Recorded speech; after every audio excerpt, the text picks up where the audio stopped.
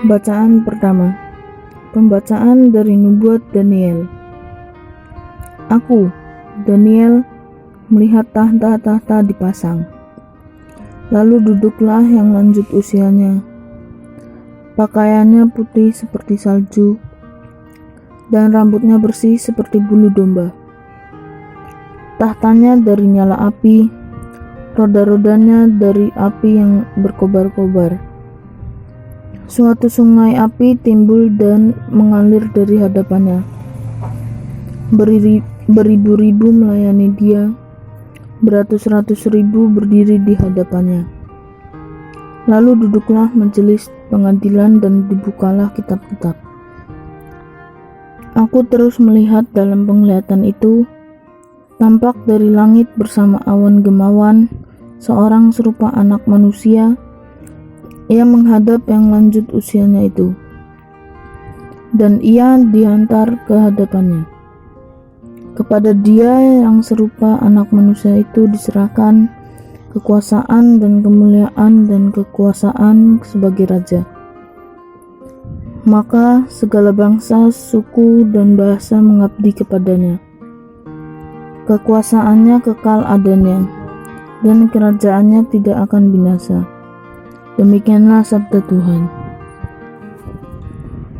Inilah Injil Yesus Kristus menurut Yohanes. Pada waktu itu Natanael datang kepada Yesus atas ajakan Filipus. Tatkala melihat Natanael datang, Yesus berkata tentang dia, "Lihat, inilah seorang Israel sejati. Tidak ada kepalsuan di dalamnya." Kata Natanael kepada Yesus, "Bagaimana engkau mengenal aku?" Jawab Yesus kepadanya, "Sebelum Filipus memanggil engkau, aku telah melihat engkau di bawah pohon ara."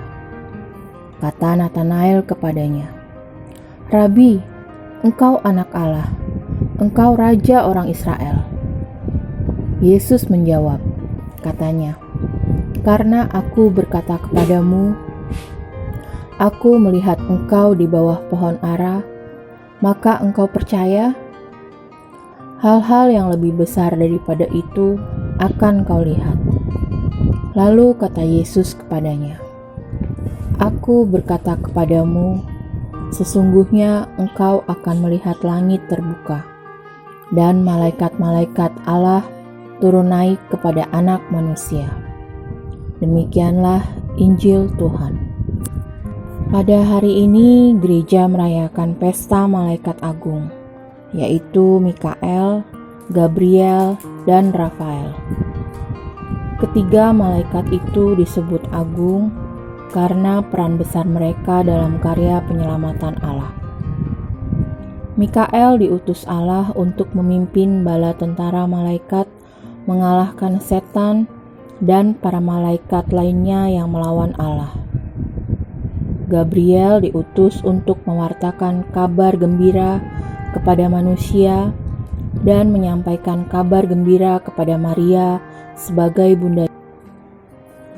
Rafael diutus oleh Allah untuk menyembuhkan manusia dari berbagai penyakit dan membebaskan dari perhambaan setan. Kita semua juga diutus oleh Allah dengan tugas dan tanggung jawab yang berbeda-beda. Kita bisa meneladan para malaikat agung itu yang memiliki kepatuhan dan ketaatan yang penuh terhadap Allah. Atau kita juga bisa mencontoh Natanael yang disebut oleh Yesus dalam Injil hari ini sebagai orang Israel sejati karena tidak ada kepalsuan dalam dirinya.